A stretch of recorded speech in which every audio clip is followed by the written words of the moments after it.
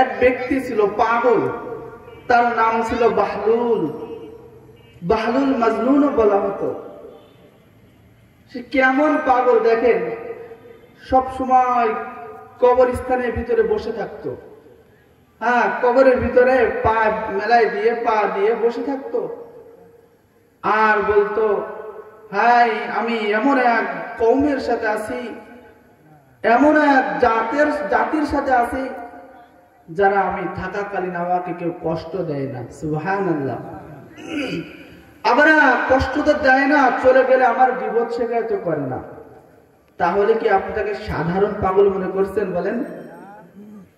তো বাদশাহ হারুন আর রশিদ ওই রাস্তাতে একদিন যাইতেছে, বলছে, আয় বাহলুল,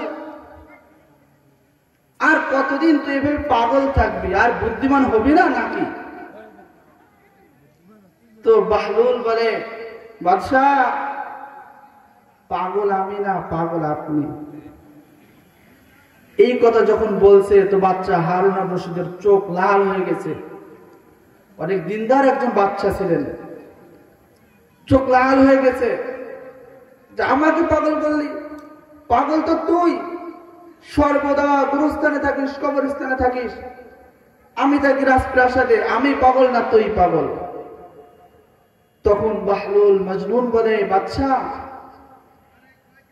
আপনি ওই প্রাসাদে কতদিন থাকতে পারবেন? তো বলে, মারা গেলে তো আমাকে আর প্রাসাদে রাখা হবে না। তা বলছে, মারা যাওয়ার পরে কোথায় রাখবে? গোরস্থানে।